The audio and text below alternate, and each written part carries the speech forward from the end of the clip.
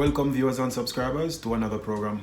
It's been about 2 weeks since we've done the last program. I had to take some time out to do some family reunion, some family business, and let me encourage you to do the same. You know, family matters, and it's only good, or it's only a good thing for you to take time out to spend time with your families and loved ones. Stop everything, whether it's making you money or not, because sometimes the money really doesn't matter.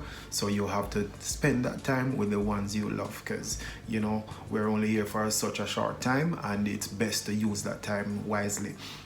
All right, so we have quite a bit of things to talk about today, and we want to highlight one in particular: police, rogue cops, and their killings, their corruption in the police force, and the corrupt mentality of some of the police. We're not saying all of them, and let me be clear, I've known some good police officers, I know some good police officers, I know some good rank and file officers, I know some good police officers in senior position. Yes, so there are serious rogue elements in the police force that needs to be getting rid of, because they are making the entire structure seems ridiculous. You understand? So the hierarchy, you need to find ways and means to get rid of the rogue elements. And as for the court system, I know Minister Chuck, Delroy Chuck, and Horace Strong is doing the best they can, I assume. But Minister Chuck, you have to even do more about the justice system. Because let me say this, sometimes you might, very rare though, you might find 1 or 2 people with a illegal gun, and they really have it to defend themselves and their turf based on where they live and based on their association. I don't disregard that fact, because it is the truth. You know, I've come across some situations, I've come across some people who, kindest people you've ever met, yet they have a gun. And they tell you, boy, you have to be able to defend yourself. You know, I am not promoting having an illegal weapon, you know, but the truth is some of these people will not get the opportunity to have a licensed firearm. It just the odds are stacked against them immensely. It's just not gonna happen, you know. And they say, boy, living where I can't say the areas, of course, but living where they are living, them have to have a peace. Tony Rebel did a song some time ago about, you know, through your chatty, me can't live in peace. Every little thing you run gone to police. You see, I kind of have an issue with songs like that, because as well as it is truthful to some extent, but you know, police must be given information. The challenge is which police and how to go about it, because this situation we're going to talk about now is pretty much hinged on that. Sorry, you know. You have to be careful, because you bring a thing to the police, and then all of a sudden you are a target by the perpetrators of the thing or by the police themselves. But somehow, someway, sorry about that, somehow, someway, you are now named a target, and it's only after you brought information to the police. There must be ways. I know that they advertise 311 and they don't have to give you identification, but the public must be reassured more. You understand? The public has to be reassured more about how to treat with information when you want to give it over to the police. You know, there must be some more means. The government should spend more time on developing that story, that developing systems to have unanimous phone calls, unanimous ways and channels that people can give information to the police without being named or being known or being traced. Because too much times you hear the issue of people bringing information to the police and then they become a target, sometimes ending up being dead. You understand?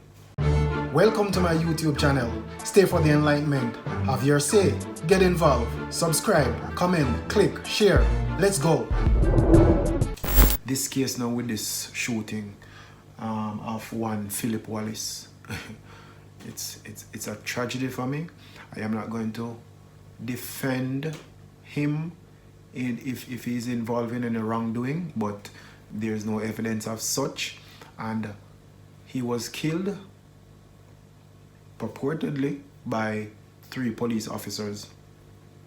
2 is in custody now, 1 has fled the island.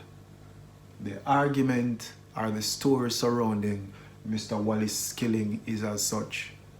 He is a little ganja seller. I don't know if him farm it or what, but he was pretty much caught or seen, or his place was searched, and them find little weed. Amounting to a pound of weed.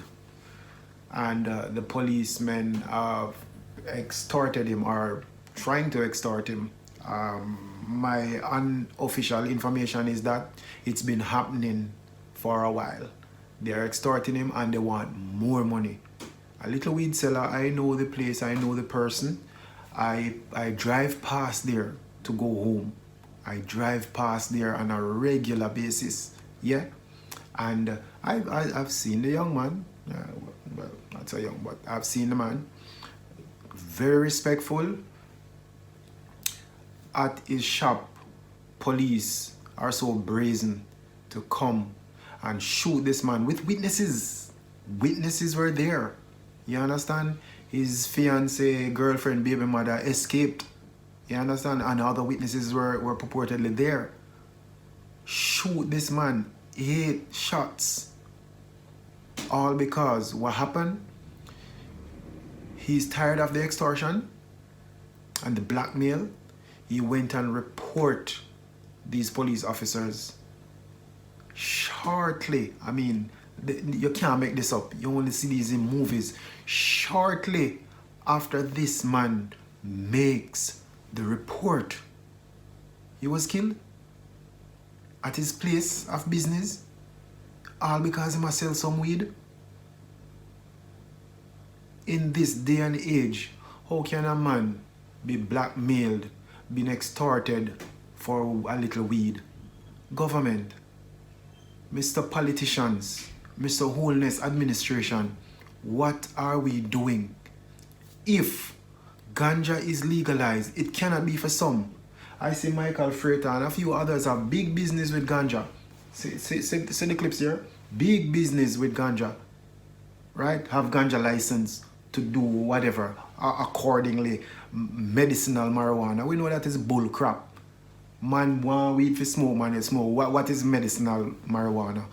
Stop the crap. That is just a cover for the haves or the named persons to be able to peddle ganja without the law beating down their door. Now, if this man had a license, if ganja was really free across the board, if ganja is decriminalized, how can police be so brazen to come and harass and extort Mr. Wallace? Right? While our big sports stars and other doctors and stuff have their big place of business selling ganja products, making millions. Huh? This injustice system needs to be dealt with. You cannot run a system like this. I mean, I don't smoke. I have ganja. I don't smoke. I hate smoking.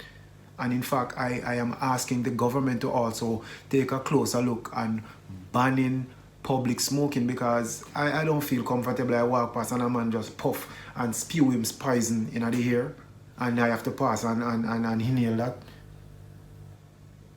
I see police officers right in the middle of the street, so I work, and man just walk past them with them big ganja spliff in their mouth and a puff smoke. If they give them their liberty, if you say you're going to free up ganja, you're going to decriminalize ganja, fine, give them their liberty, but it must come with responsibility. What about people like me who don't want to smoke, who don't want to, I can't deal with fumes, I cannot deal with fumes, but yet I have to be forced to share public space with these people who smoke them cigarettes, smoke them. Smoking must be banned in public spaces. But Mr. Wallace, a little ganja seller, 1 pound of ganja, yeah, lose him life because some greedy, corrupt, inhumane police officers feel it on themselves that this boy now give on the money where them want, so them come done him and kill the man. Children, spouse, now left to fend for themselves. We can't build a society like this. And the only reason Mr. Wallace lost his life is because ganja free for some, but not free for all. So government, you need to look at your legislation again and cut the crap out. You cannot have your friends in high places and big names can operate their ganja business freely without any interference from police. But yet, a little man who do a little selling, a little farming or whatever, have to be hiding and doing it. If US are pressure us about ganja, we need to find the backbone to stand up to US. California have some of the largest ganja fields. Yeah? Colorado have ganja fields. Right? And you can't dare go tell them, say, if you chop down them farm and all of that. The little thing that happened with the Maroons the other day and police gone into them field and chop. I don't support that. While I'm not a supporter of the Maroons, because that's another story altogether. I'm not in support of Maroons. Maroons are traitors, in my humble opinion. Traitors. You understand? Maroon help slavery. You understand? Maroons help to keep slaves in bondage. So, me no respect them. I can tell you that straight. You want to unsubscribe? Go ahead. Right? But that is it. The police go there and chop down the man them field. They go and chop down the Maroons ganja farm. You understand? So when they stood up against the police chopping down their ganja farm, I support that. I support that. This hypocrisy about ganja being free and liberated, and but then there are clause and this amount of pound and that. No, it's rubbish. It's rubbish. You need to look back at the legislation, and if you're going to, it's either you put a ban on ganja or you don't have a ban on ganja. But it can't be that some can be able to acquire a license and operate as a ganja distributor or producer or whatever, and some can't. That's crap. That is how the system is full of corruption. That is why this man lost his life. So government, you're playing with people's life. Mr. Andrew Wallace, I respect you as a prime minister. In my opinion, you might be one of the best prime ministers we have ever had. These little things can make big differences. Look at the legislation. Look at this, because this man lost his life because of the hypocrisy of the so-called Ganja Act. Right? So let's look at that. Another thing, as I mentioned earlier, this culture of badmanism. We're not going to beleaguer too much on it, but another shooting, police shoot apparently 3. 1 is dead and 2 escape in Portmore, Waterford, on that side. These youths don't want to work, bleach out them face and say them a bad man, you know? Sit down on corner, smoke, drink all day, go out at nights, hunt, terrorize, rape, maim, kill, rob people. I want to live like that. And they have supporters, you mothers, you fathers, you brothers, you sisters, you uncles, you aunts, grandmothers, you know them. They're not aliens. You know them. No alien coming down here and killing people. You know them. You are benefiting from proceeds of crime, and it will haunt you.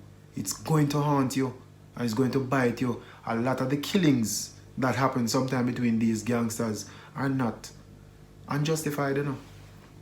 Yes, a lot of the revenge killing is because of what your sons and daughters, mostly sons, are mixed up in. You understand? It is not innocent killings, all of them. It shouldn't happen, because the justice system should really be where it's at.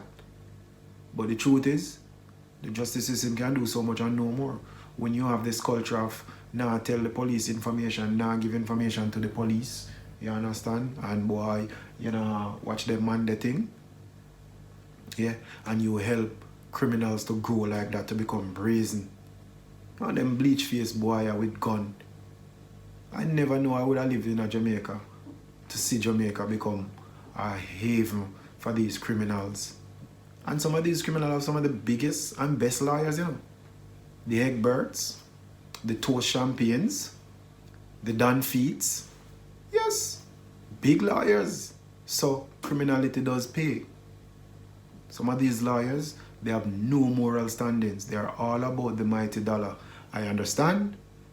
I understand that yes, a lawyer has to do their job, and that is to ensure that their client is treated the best way, that their client get off. That's what they're hired to do. If I get into trouble, of course I'd want one of the best lawyers. Yeah, I definitely would want one of the best lawyers. But some of these lawyers have no moral value. And some doctors too. Because some of these criminals, when they get shot, they don't go to the public hospitals. They have their doctors that they go to. So some of you doctors, you are shady. You are helping criminals grow. There's a large criminal empire in Jamaica that needs to be wiped out. Doctors, lawyers, judges too.